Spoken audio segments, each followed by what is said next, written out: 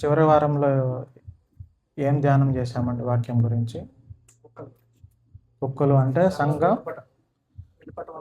సంఘ వెలుపట ఉన్నవాళ్ళు, దాంట్లో దుర్బోధకులు, అబద్ధ ప్రవక్తలు, ఎవరెవరు వెలుపట ఉన్నారో వాళ్ళ గురించి ధ్యానం చేశాం కదా. మరికొన్ని భాగాలను ఈరోజు కూడా దాంట్లో విచారణ చేద్దామండి. యెషయా గ్రంథం 56వ అధ్యాయము. ఈరోజు మనం చదివిన వాక్యం తీయండి. యెషయా గ్రంథం 56వ అధ్యాయము 9వ వచనం నుంచే చూద్దామండి.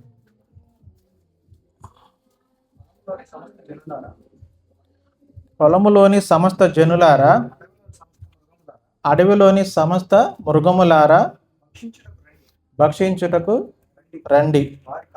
వారి కాపరులు గ్రుడ్డివారు, వారందరూ తెలివి లేనివారు, వారందరూ మూగ కుక్కలు, మొరగలేరు, కలవరించుచు పండుకొని వారు నిద్రాశక్తులు, కుక్కలు తిండికి ఆతురపడను, ఎంత తినినను వాటికి తృప్తి లేదు. ఈ కాపరులు అట్టివారే, వారు దేనిని వివేచింపచాలరు. వారందరూ తమకిష్టమైన మార్గమున పోవుదురు, ఒకడు తప్పకుండా. అందరూ స్వప్రయోజనమే విచారించుకొందురు. వారిట్లందరూ, నేను ద్రాక్షారసం తెప్పించెదను, మన మద్యము నిండారు తాగునట్లు త్రాగుదము రండి. నేను జరిగించినట్లు రేపును లక్ష్యముగా జరుగును కదా. ఇది ఈరోజు మన ధ్యానాంశం అండి. 9వ వచనం ఏంటి? పొలములోని సమస్త జంతువులారా, అడవిలోని సమస్త మృగములారా, భక్షించుటకు రండి. ఎవరిని పిలుస్తున్నారు భక్షించడానికి? పొలంలోని సమస్త జంతువులు కదా, అడవిలోని సమస్త మృగములారా. మృగాలంటే బైబిల్ వాక్యం ప్రకారం మృగాలని దేన్ని పిలుస్తున్నాడు దేవుడు అంటే? శత్రు దేశాలను అనమాట. శత్రు దేశాలని పిలుస్తున్నాడు. ఎందుకంటే కింద ఏముంది? ఇజ్రాయెల్ కాపరులు పని చేయటలా, అంతా గుడ్డోళ్ళు మూగోళ్ళు అయిపోయారు, వాక్యం చెప్పటలే. అందువలన వీళ్ళందరినీ ఎవరికి అప్పగిస్తున్నాడు దేవుడు? శత్రు దేశాలకి అప్పగిస్తున్నాడు అనమాట. అక్కడ మృగాలంటే అడవి జంతువులు కాదండి, అడవి జంతువులు కాదు, మృగాలంటే శత్రు దేశాలు అనమాట అక్కడ అర్థం కదా. కాబట్టి ఆ కాపర్లు పని చేయటలా, పని చేయకుండా ఏం చేస్తున్నారు? వాళ్ళు నిద్రపోతూ ఉన్నారు. అదే సంఘంలోనికి ఏమొచ్చింది? లోపలికి తోడేళ్ళు లాంటి జంతువులు వస్తున్నాయి అనమాట. ఆ తోడేళ్ళు లాంటి జంతువులు వచ్చినప్పుడు ఈ కాపర్లందరూ నిద్రపోతున్నారు అనమాట. ఆ నిద్రపోయే కాపర్ల గురించి అప్పగిస్తున్నాడు అనమాట. ఏమని? మృగములారా రండి, వీళ్ళని తినేసి వెళ్ళిపోయాడు. ఎందుకని? ఇక్కడ కాపరి అనేవాడు సరిగా లేడు, కాబట్టి మీరు రండి, వచ్చి వీళ్ళని భక్షించండి, తినండి అనమంటున్నాడు. అంటే ఎందుకు కాపరి లేడంటే, ఒక టైం చూడండి, ఇజ్రాయెల్ జనాంగాన్ని 400 సంవత్సరాలు ఎందుకు అప్పగించాడు దేవుడు? అక్కడ బానిసత్వంలోకి వెళ్ళడానికి కారణం ఏంటంటే సరైన నాయకుడు లేడు, కాపర్ లేడు. మోషే వచ్చేదాకా వాళ్ళంతా బానిసత్వంలోనే ఉన్నారు. అంటే వాళ్ళు సరైన జీవితం జీవించలేదు కాబట్టి వాళ్ళని తీసుకెళ్ళి దేవుడు అక్కడ మృగాల్లాగా అప్పచెప్పిండు అనమాట. అంటే ఆ శత్రు దేశాలు ఉన్న వాళ్ళకి అప్పచెప్పిండు అనమాట దేవుడు. ఎందుకని? వాళ్ళకి సరైన కాపరి, సరైన నాయకుడు అనేవాడు లేడు అనమాట. ఆ లేడు కాబట్టే వాళ్ళకి అప్పగించాడు అనమాట. అందుకే దేవుడు పిలుస్తున్నాడు అనమాట, పొలంలోని సమస్త జనురాల, అడవిలోని సమస్త మృగములారా, భక్షించుటకు రండి అన్నాడు. అంతే కదా. అదే మనము దేవునితో ఉంటే ఏమవుతుంది? ఇప్పుడు ఒకనాడు అబ్రహాం ఉన్నాడు, సొదొమ గొమొర్రా పట్టణాలని నాశనం చేయడానికి వెళ్తూ అబ్రహాం దగ్గరకు వచ్చాడు. అబ్రహాం దగ్గరకు వస్తే అబ్రహాం అన్నాడు, ప్రభువా, వాళ్ళని మీరు నాశనం చేస్తున్నారు కదా, అందులో 50 మంది ఉంటే, మీరు నీతిమంతులు 50 మంది ఉంటే వాళ్ళని నాశనం చేస్తామంటే నేను చేయను అంటాడు. ఒక్క 5గురు తగ్గితే మరి అప్పుడే నా అడుగుతావంటే ఏం మాట్లాడాడు అన్నమాట. సరే, ఆ 40 మంది కూడా లేకపోతే ఇంకొక 5గురు తగ్గితే 35 మంది అంటాడు. లాస్ట్కి 10 మందికి వస్తాడు. అంటే అక్కడ 10 మంది ఉంటే నాశనం చేస్తామంటే దేవుడు అప్పటికి వెళ్ళిపోతాడమ్మా. అంటే అక్కడ 10 మంది కూడా లేని పట్టణం అనమాట. అంటే దేవుడు ఒక పట్టణాన్ని నాశనం చేయబోతున్నాడంటే అబ్రహాముతో ఎందుకు కలిసి మాట్లాడాడు? అబ్రహాము ఎప్పుడు దేవునితో నడుస్తున్నాడు. ఏ కార్యం చేయాలన్నా కూడా దేవుడు తన సహోదరులకి చెప్పే చేస్తాడన్నమాట. ఎదుటివాడు ఏదో కీడు చేయాలన్నా కూడా ఆ పట్టణం గురించి. ఎందుకంటే ఒక్క కాపరిగా అంటే అబ్రహాముకి ఎందుకు చెప్పిండంటే, అబ్రహాము ఏమైనా ఎట్లా ఆలోచిస్తాడని చెప్పి అబ్రహాంని అడిగిండు అనమాట దేవుడు. ఏమన్నా అంటే నాశనం చేయకపోని చెప్తాడా? అట్లా చెప్పలే. ఎందుకు వాళ్ళని ఏ విధంగా కాపాడాలనే చూసిండు కాపరిగా. చూసారా? అట్లాంటి కాపరి లక్షణాలు అందరికి ఉండాలన్నమాట, మనందరికీ కదా. అట్లా కాపరిగా ఉంటేనే అంతగా దేవునితో పోరాడి వాళ్ళ ప్రాణాలు రక్షించడానికి చూసినమాట అది. అందుకే అటువంటి జంతువులకు అప్పగించకుండా ఉండాలంటే కనుక దేవుణ్ణి మనం ఎదుగుతూ దేవునితో పాటు నడవాలన్నమాట. ఇంకో వచనం చూడండి, కింద 10వ వచనం చూద్దాం. వారి కాపర్లు గుడ్డివారు, వారందరూ తెలివి లేనివారు, వారందరూ మూగ కుక్కలు మొరగలేరు, కలవరించు పండుకొని వారు నిద్రాశక్తులు కదా. అందుకే మృగాలకి అప్పచెబుతున్నాడు అన్నమాట దేవుడు. కింద ఫస్ట్ ఏమన్నాడు? వారి కాపర్లు గుడ్డివారు. గుడ్డివారు అంటే నో విజన్, అంటే ఇక వాళ్ళకి చూపు లేనోదు. అంటే గుడ్డివారు అంటే ఏంటంటే అక్కడ వాళ్ళకి వాక్యం లేదు. ఇక వాక్యం లేని వాళ్ళకి ఏమవుతుంది? అది వాళ్ళు వెళ్ళే దారి వాళ్ళకే తెలుస్తుంది అన్నమాట అది కదా. కాబట్టి ఇంకోటి అక్కడ ఏమన్నారు? తెలివి లేనివారు. అంటే తెలివి అంటే వాక్య జ్ఞానం లేదు. వాళ్ళు పక్కోడు ఏం చెప్తే అది వినేసి దాని ప్రకారమే వాళ్ళు వెళ్తున్నారనమాట. మూడోది మూగ కుక్కలు. ఈ మూగ కుక్కలు ఏం చేస్తాయి? సంఘంలో ఎవరన్నా తప్పు చేసినా ఏమన్నా చేసినా మొరక్కొని కూర్చుంటాయి అన్నమాట సైలెంట్గా. అంటే వాళ్ళు తప్పు చేసినా సరే ఖండించే స్థితిలో వీళ్ళు ఉండరన్నమాట. మనోడేగా వదిలేయి, ఈయనగా పోని అని చెప్పి ఆ విధంగా ఉంటారన్నమాట. ఈ మూగ కుక్కలు అనేవి కూడా ఇట్లా ఉన్నాయి అనమాట. ఇంకోటి కలవరించుతూ పండుకొని వారు. కలవరిస్తే పండుకునేది ఎవరు? మంచి కంఫర్ట్ జోన్లో ఉన్నవాళ్ళు. తినేసి శుభ్రంగా వెళ్ళి పడుకొని కలలుగా అంటారు. వీళ్ళు దేనికి పనికిరాను అన్నమాట. ఇంకా చివరి ఏముంది? నిద్రాశక్తులు. అంటే వీళ్ళకి ఏ రెస్పాన్సిబిలిటీ ఉండదు.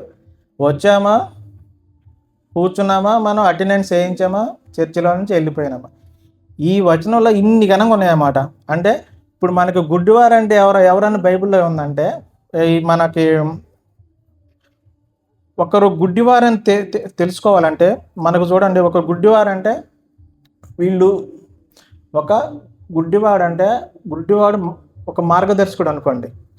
ఆ గుడ్డివాడు ఇంకో గుడ్డివాడికి ఎట్దారు చూపిస్తాడు కదా, చూపించరు కదా. అంటే ఇద్దరు పోయి గుంటలో పడతారు. అదేంటి ఇద్దరు పోయి ఎందుకు గుంటలో పడతారు? వాళ్ళు వీడికే వాక్యం తెలియకపోతే ఇంకా వాడు నడిపించాడు కూడా ఏమవుతాడు? ఆడు కూడా పోయి గుంటలో పడతాడు అనమాట. అంతే కదా. ఆ రోజు అరిసేలు కూడా ఇదే అడిగారు అనమాట. ప్రభువా, మీరు ఎందుకు గుడ్డోడు వాక్యం గుడ్డివాడు ఎట్లా గోతులో పడతాడు, దాని వివరం చెప్పంటే అప్పుడు అంటారు, ఎందుకంటే ఈ పరిచయాలకి అందరికీ క్రీస్తు ఎవరో తెలుసు. నేను చెప్పే వాక్యము వాళ్ళ హృదయంలో నొచ్చుకుంటుంది నేను చెప్పేది. అందువల్ల వీళ్ళు విశ్వసించట్లేదు. విశ్వసిస్తే నేను ఇక్కడ ఉన్నానని వాళ్ళ ఎప్పుడో గుర్తుపట్టి నన్ను ఫాలో అయ్యేవాళ్ళు. వీళ్ళు విశ్వసించట్లేదు కాబట్టి వీళ్ళు గుడ్డివారు. ఈ పరిచయాలు ఈ గుడ్డివాళ్ళు ఉన్నారు కాబట్టి వీళ్ళని అనుసరించే మిగతా వాళ్ళంతా గుడ్డివాళ్ళే. ఈ గుడ్డివాడికి ఏం దారి చూపిస్తాడంటే గొయ్యి చూపిస్తాడు అంటున్నాడు. అది అనమాట అక్కడ. అది అందుకే అక్కడ అంటున్నాడు అనమాట. అది కాబట్టి వారు క్రీస్తుని చూడలేరు, కాబట్టి మీరు వారిని వదిలేయమంటున్నాడు అన్నమాట. ఇంకొకటి 11వ వచనం చూడండి. 11వ వచనం, కుక్కలు తిండికి ఆతురపడును, ఎంత తినినో వాటికి తృప్తి లేదు. ఈ కాపర్లు అట్టివారే, వారు దేనిని వివేచింప జాలరు. తమకిష్టమైన మార్గాన్ని వాళ్ళందరూ పోతారు, ఒకడు తప్పకుండా అందరూ స్వప్రయోజనం విచారించుకుందరు. కుక్కలు దేనికి ఆతురపడితే? తిండికి. కుక్కలు అంటే ఎవరని చెప్పుకున్నాం మన లాస్ట్ వారంలో? కాపర్లు కదా. ఈ దేనికి ఆతురపడతాయి? ఇవి తిండి. మరి సంఘంలో తిండి ఏంటి?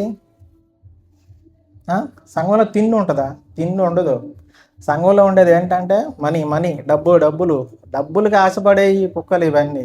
డబ్బు ప్లస్ పేరు, పదవి, ఇంకా చాలా ఉన్నాయి దీంట్లో ఆశపడేవి. దేనికి ఆశపడేది ఉన్నా కూడా ఆశపడేది ఏంటంటే, ఈ సంఘంలో ఆతురపడేది ఏంటంటే ఇదేనమాట. ఇది వీటికి ఆతురపడకూడదని చెప్తుంది. అంటే పేరు గురించి ఆతురపడకూడదు. ఇంకొకటి డబ్బు. సంఘంలో కొన్ని సంఘాలు అయితే డబ్బుమయంగానే ఉన్నాయి కానీ వాక్యమయంగా లేవన్నమాట. వాళ్ళ గురించి రాసిందనమాట ఇది.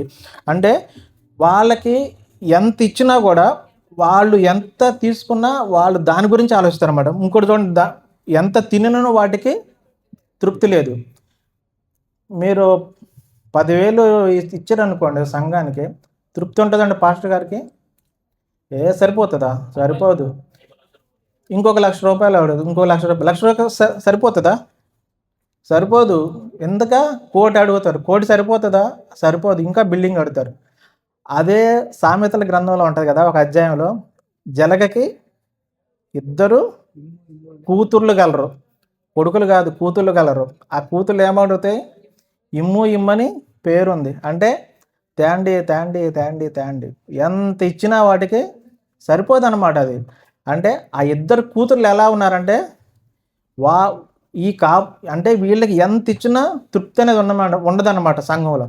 అంటే వాళ్ళు ఇచ్చిన దానికి లెక్క కట్టరు కానీ ఇంకా ఇవ్వాలి ఇంకా ఇవ్వాలి, తెండి అని. అంటే ఒక తృప్తి అనేది లేకుండా బతుకుతారు అన్నమాట వీళ్ళు సంఘంలో. ఇంకోటి ఏముంది అక్కడ? ఈ కాపర్లు అట్టు వాళ్ళు వివేచింపజాలు.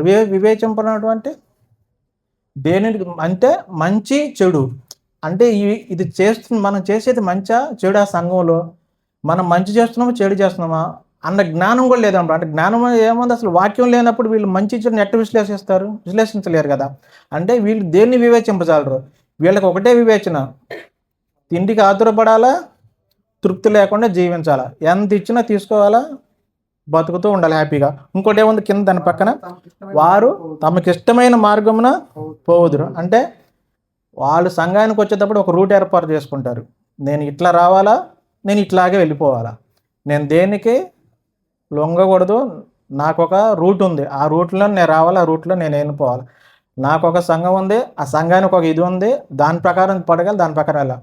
వాక్యం ఉండదు, ఇంకేముండదు, ఇక వచ్చామా వెళ్ళిపోయామా. అంటే వాళ్ళు ఒక క్రియేట్ చేసుకుంటారు. ఆ క్రియేట్ చేసుకున్న దాంట్లోనే వాళ్ళు వెళ్తున్నారు అనమాట. అది ఇంకో లాస్ట్ ఏమో చూడండి, అది అందరూ స్వప్రయోజనంనే విచారించుకుందాం. స్వప్రయోజనం అంటే స్వార్థం, అంతే కదా.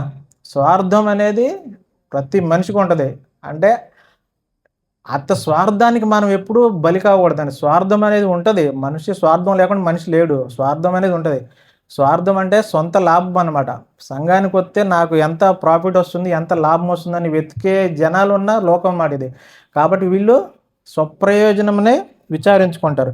అంటే సేవ అంటే ఎంత లాభం ఉంది, ఈ వారం ఎన్ని కట్టుకోవాలా, ఈఎంఐలు ఎన్ని కట్టాలా, ఎన్నిటికి మనం ప్రాఫిట్ వచ్చింది, ఎంత కట్టాలా, ఇంకెంత మనం సేవింగ్ చేయాలా, ఇదే ఉంటుంది. అంతే కదా. మొదటి పేతురు 5:2 ఏముంటుందంటే దుర్లాభము కొరకు అని ఒకటి వచ్చిన చూడండి. మొదటి పేతురు 5:2 బలిము చేత కాక దేవుని చిత్త ప్రకారము ఇష్టపూర్వకంగాను దుర్లాభాపేక్షతో కాక చిత్తమస్తోను ఈ మధ్యనున్న దేవుని మందను విచారణ చేయొచ్చు కాయుడు. అంటే దుర్లాభం సొంతంగా మనం ఆలోచన ఏం లేకుండా మనము సంఘాలని కాయాలన్నమాట, అది కదా. అట్లా దుర్లాభం కొరకే మనం ఎప్పుడు పని చేయకూడదు అన్నమాట. ఇంకొక 12వ వచనం చూడండి, దాంట్లో చివరిదా 12వ వచనం. ఇది యెషయా గ్రంథం 56వ అధ్యాయంలో 12వ వచనం. వారిట్లందరూ నేను ద్రాక్షారసం తెప్పించేదను,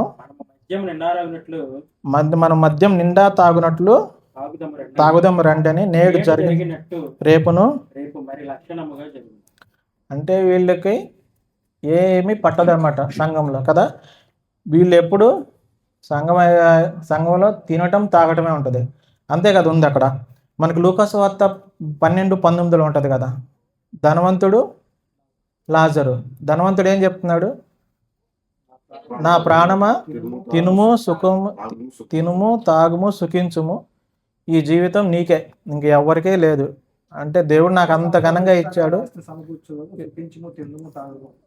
విస్తారమైన ఆస్తి ఉంది నాకు, తినుము సుఖించుము తాగుము. వీళ్ళు చెప్పుకుని ఇదే అన్నమాట. మళ్ళా నేను ద్రాక్షారసం తెప్పిస్తాను, ఇవాళ ఏదైతే జరిగిందో రేపు కూడా అదే జరిపించుకుందాం. నోవా కాలంలో ఏం జరిగిందో నేడు కూడా అదే జరుగుతుంది అనమాట అది. కాబట్టి ఈ యెషయా గ్రంథంలో ఈ వచనాలను మనము చక్కగా ధ్యానించమాట. ఇప్పుడు మనకి మామూలుగా ఇక సంఘం ఏ ఏ విధంగా ఉంటుందో ఒకసారి చూద్దామండి. దాంట్లోనే మనకి మన సంఘానికి ఏ ఏ విధమైన హెచ్చరిక అనేది చూద్దాము. ఇర్మియా గ్రంథం 23వ అధ్యాయం తీద్దామండి. ఒకసారి చివరి వచనాలు చదువుకుందాం. 23వ అధ్యాయం 2వ వచనం నుంచి 4వ వచనం వరకు. ఇశ్రాయేలు దేవుడైన యెహోవా తన జనులను మేపు కాపరులను గురించి ఇలాగ సెలవిచ్చుచున్నాడు. మీరు నా గొర్రెలను గురించి విచారణ చేయగా నేను మేపుచున్న గొర్రెలను చెదరగొట్టి పారదోలుతిరి. ఇదిగో మీ దుష్క్రియలను బట్టి మిమ్మల్ని శిక్షించబోచున్నాను. ఇదే యెహోవా వాక్కు. మరియు నేను వాటిని తోలివేసిన దేశములన్నిటిలో నుండి నా గొర్రెల శేషమును సమకూర్చి తమ దొడ్లకు వాటిని రప్పించదు. అవి అభివృద్ధి పొంది విస్తరించును. నేను వాటి మీద కాపులను నియమించదను. ఇక మీదట అవి భయపడకుండాను బెదిరిపోకుండాను వాటిలో ఒకటైనను తప్పిపోకుండాను వీరు నా గొర్రెలను మేపెదరు. ఇదే యెహోవా కదా. ఇజ్రాయెల్ దేవుడైన యెహోవా తమ జనులకు మేపు కాపరులను గురించి ఇలా సెలవిస్తున్నారు. మీరు నా గొర్రెలను గురించి విచారణ చేయక, అంటే సంఘంలో ఉన్న వ్యక్తులను గురించి మనం విచారణ చేయకుండా వాళ్ళని అట్లాగే వదిలేసి నేను మేపుచున్న గొర్రెలను చెదరగొట్టి పారదోలు. చెదరగొట్టి పారదోలేది ఎవరయ్యా అంటే సంఘానికి వచ్చే దుష్టులు, తోడేళ్ళు లాంటి వాళ్ళు. ఇప్పుడు సర్కస్లో అన్ని జంతువులు మచ్చికవుతాయి, తెలుసు కదా. ఏనుగు మచ్చికవుతుంది, పులి మచ్చికవుతుంది, సింహం మచ్చికవుతుంది. తోడేళ్ళని ఎవ్వరు సాధన చేయలేరు, మచ్చిక చేసుకోలేరు. ఎందుకంటే తోడేళ్ళు అనేది ఎవ్వరి కింద బతకదన్నమాట. అది స్వతంత్ర జీవి. అది దాన్ని ఎవ్వరూ మచ్చిక చేయలేరు. అందుకే తోడేళ్ళు ఏ సర్కస్లో తోడేళ్ళు కనిపించదు. ఎందుకంటే అది అటువంటిది. అది దాని ఆలోచన వేరు, అది దొరికితే తినేసే రకంలో ఉంటుంది అన్నమాట. అది అటువంటి తోడేళ్ళు సంఘంలో ఏం చేసినాయి, గొర్రెలను చెదరగొట్టి పారదూరనమాట. అంటే సంఘంలోకి ఎవరు వస్తున్నారు ఏంటి అనేది మనం జాగ్రత్తగా కాపరి అనేట అతను చూస్తూ ఉండాలన్నమాట. అది ఆ కాపరులు అనేట అతను కాపరి సరిగా మనం కాయకుండా ఈ గొర్రెల మందలోకి ఒక తోడేలు వచ్చి ఆ మందనాన్ని అందరినీ చెదరగొడుతుందన్నమాట. కాబట్టి వాళ్ళకి విధించబోయే శిక్ష నేనే చూసుకుంటానని దేవుడు సెలవిస్తున్నాడు. దాని కింద చూడండి. మరియు నేను వాటిని తోలివేసి ఉన్న దేశములన్నింటిలోనూ నా గొర్రెల శేషమును గూర్చి తమ దొడ్లను వాటికి రప్పించదును. అంటే ఇది ఒకనాడు ఇజ్రాయెల్ దేశంలో జనాలందరూ అంటే వేరు వేరే దేశాలకు అందరూ పారిపోయారు. తిరిగి మళ్ళా వాళ్ళని రప్పిస్తున్నాడు అన్నమాట దేవుడు. ఎందుకు? మళ్ళా ఒక త్రాటికి తీసుకొచ్చి వాళ్ళకు ఒక కాపరిని నుంచోబెట్టామన్నమాట. అంటే ఎక్కడైనా సరే మన సంఘం అనేది చెదిరిపోతే మనం దేవుని కృపలో కనుక దేవుని సంఘంలో మనం బలంగా వాడబడుతుంటే తప్పిపోయిన వాళ్ళందరూ తిరిగి మళ్ళీ దేవుడు సంఘానికి తీసుకొస్తాడు అన్నమాట. అది అంటే వాళ్ళకి మారు మనసు కానీ శిక్ష ద్వారా కానీ ఏదైనా సరే వాళ్ళు మారు మనసు పొందితే తిరిగి సంఘానికి వస్తారు. శిక్షించబడితే గుర్తుకొస్తారు. ఎట్లా? ఆ రోజు ఐగుప్తులో వాళ్ళు 400 సంవత్సరాలు బాధపడుతున్నప్పుడు దేవుడు లాస్ట్లో వాళ్ళ బాధ మొర ఆలకించి మోషేని పంపించి ఎట్లయితే తీసుకొచ్చారో సంఘం విడిచిపెట్టి ఎవరైనా సరే వెళ్ళిపోయిన వాళ్ళు ఉంటే కనుక వాళ్ళకి తిరిగి మారు మనసు కానీ వాళ్ళు పడే కష్టాలను చూసి కానీ దేవుడు మళ్ళీ తిరిగి సంఘాన్ని తీసుకువస్తాడు అనమాట. దాని కింద 4వ వచనము, నేను వాటి మీద కాపర్లు నియమించదును, ఇక మీదట అవి భయపడవు, బెదిరిపోకుండా ఉండవు, ఒకటైనను తప్పిపోకుండా ఉండును, మీరు నా గొర్రెలను మేపుదురు. కదా. ఇది యెహోవా వాక్కు. అంటే తీసుకొచ్చిన వాటిని మంచి కాపర్లకి వాటిని అప్పచెబుతాడు. ఇక కాపరి మంచిగా ఉంటే ఏమవుతుంది, ఆ తోడేళ్ళు అనేవి రావు, సంఘంలో నుంచి మనుషులను ఎత్తుకెళ్ళటానికి అవి దారి ఉండమాట. ఎందుకని? ఆ సంఘంలో ఉన్న అన్నిటికీ భయపడకుండా ఉండు. ఎందుకంటే నా కాపరి గట్టివాడు. కాబట్టి నా కాపరి గట్టివాడే ఉన్నాడు కాబట్టి ఇంకా బయట నుంచి ఏ తోడేలు కూడా లోపలికి రాదు, వాటిని తీసుకెళ్ళలేదన్నమాట. అది 23వ వచనం చూడండి. అది నేను ఒకసారి 32వ వచనం చూడండి. మాయా స్వప్నములను ప్రకటించి వాటిని చెప్పుచు అబద్ధముల చేతను మాయా ప్రగల్భముల చేతను నా ప్రజలను దారి తొలగించు వారికి నేను విరోధి అయి ఉన్నాను. ఇదే యెహోవా వాక్కు. నేను వారిని పంపలేదు, వారికి ఆజ్ఞ ఇయ్యలేదు, వారు ఈ జనులను ఏమాత్రము ప్రయోజకులు కారు. కదా. ఈ మాయా స్వప్నములకి ఎవరికి వస్తాయి? రేత్రి కలలు కానీ నిద్రపోయేటోళ్ళకి వస్తాయి. పొద్దున్నే వచ్చి నాకు రాత్రి స్వప్నం వచ్చింది, దేవుడు నాకు కనపడ్డాడు అని చెప్పేసి వీళ్ళు చెప్పేస్తారు. అటువంటి వాళ్ళకి దేవుడు ఏం చెప్తున్నాడంటే, వీళ్ళకి నేను ఎటువంటి ఆజ్ఞ ఇవ్వలేదు, అసలు వాళ్ళంతా దొంగ ప్రవక్తలని చెబుతున్నారన్నమాట. అంటే వాళ్ళు చెప్పేయన్నీ అబద్ధంలే. ఇంకోటి మాయా ప్రపంచం చేత నా ప్రజలను దారి తొలగిస్తారు. అంటే వాళ్ళు చెప్పేయన్ని నమ్మేసి సంఘం వదిలేసి అక్కడ ఏడో అద్భుతం జరిగింది, అక్కడ ఆమె మాట్లాడుతుందంటే ఈ వదిలేసి అటు వెళ్ళిపోతుంటారు అన్నమాట వీళ్ళంతా సంఘాన్ని వదిలేసి. నేను ఒకప్పుడు వెళ్ళా ఒక సంఘానికి. ఆ సంఘంలో నేను 6 సంవత్సరాల నుంచి ఉంటే ఆ ప్రవక్త అమ్మటి నా నోట్లో, ఆమె నోట్లో ఎప్పుడన్నా మాట వచ్చిద్దేమో అని చెప్పి నేను ప్రతిరోజు ప్రతి సండే వెళ్తానే ఉండేవాడిని చర్చికి. ఒక్కరోజు కూడా నా గురించి ఏమైనా ఎప్పుడన్నా వాక్యం చెప్పొద్దా అంటే, అరే ఒక్కరోజు కూడా నా గురించి అసలు రాలే. అదే ఆ సంఘానికి ఏ లాయరో, ఏ డాక్టరో, ఏ పెద్ద ఇంజనీరో వచ్చాడనుకో, టక్మన మైండ్లో వాళ్ళ పేరు వచ్చేస్తుంది అనమాట. మరి దేవుడు వాళ్ళకి రాత్రి చెప్పేస్తాడు అర్థం కాదు, లేదా పొద్దున్న వచ్చారు చెప్పేస్తాడు అర్థం కాదు. ఆ పలానా ఇంజనీర్ గారు మీ యొక్క అభివృద్ధి అనేది దేవుడు చూస్తున్నాడు, మిమ్మల్ని అభివృద్ధి పరచబోతున్నాడు, మీకు అది చేయబోతున్నాడు, ఇది చేయబోతున్నాడు, వాళ్ళ గురించి చెప్పి అందుకు ఇంకా సంఘం మానకుండా వస్తే పైసలు వస్తాయి అని ఇదే ఈ గుడ్డి కాపర్ల గురించి, గుడ్డోళ్ళ సంఘాల గురించి చెప్తున్నాడు అన్నమాట. అది అంటే మనము సంఘంలో కనిపించం, ఎందుకు చేసే సేవ అట్లాగే ఉంటుంది అన్నమాట. అది వచ్చే వాళ్ళకి ఆ మాయా సర్పం అనేది వాళ్ళ మీద వెళ్ళిపోద్ది అనమాట. ఈ ప్రవచన పలికే వాళ్ళందరూ ఏమంటాడు అంటే, దేవుడు వీళ్ళని రాళ్ళతో కొట్టమని చెప్తుంది అన్నమాట సంఘం. కానీ మనకి అట్లా చెప్తే మనం హ్యాపీగా వెళ్ళిపోతాం. ఎందుకు ఈరోజు దేవుడు నా పేరు పలికాడని చెప్పాను. ఎవరు సోదిలో కూడా మా ఇంటితో సోది చెప్పేవాళ్ళు వస్తారు. మీ అత్త ఎట్లా చేసింది, మా అమ్మ ఎట్లా చేసిందని చెప్పి ఆ సోదిలో రాగానే అబ్బా వీళ్ళందరూ అనుకుంటారు నిజంగా వీళ్ళకి మహా జ్ఞానవంతులు అనుకుంటారు. ఈ సోది చెప్పేవాళ్ళందరూ ఏం చెప్పిండు అంటే, దేవుడు వీళ్ళని తీసుకెళ్ళి పక్కకు పడేయమని చెప్పిండు కదా. ఇటువంటి వాళ్ళని ఎప్పుడు నమ్మకండి. ఈ మాయా ప్రవక్తలు అన్నమాట. ఈ మాయా ప్రవక్త ఇట్లా చెప్పేవాళ్ళు మన సంఘాల బయట ఇక్కడ కూడా ఉన్నారు, ఇండియాలో కూడా ఉన్నారు.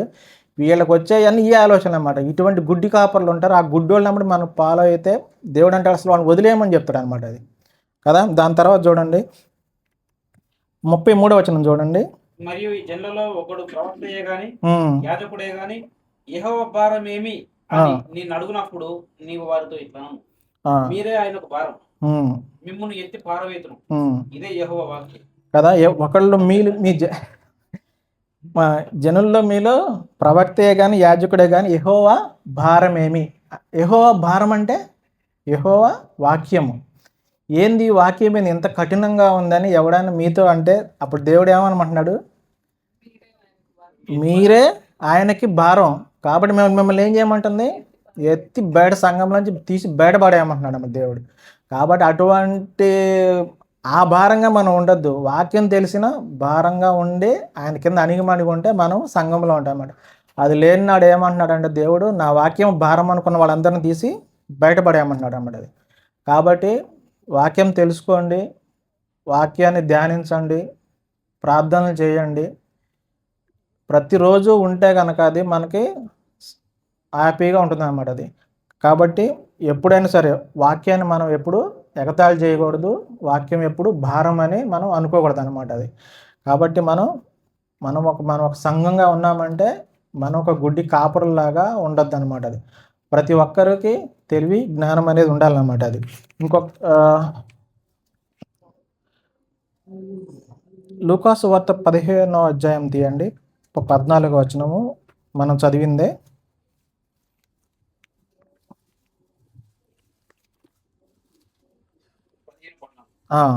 అదంతయు ఖర్చు చేసిన తర్వాత ఓకే ఖర్చు చేసిన తర్వాత ఆ దేశమందు గొప్ప కరువు రాగా వాడు ఇబ్బంది పడసాగి వెళ్ళి ఆ దేశస్థులలో ఒకని చింత చేరను.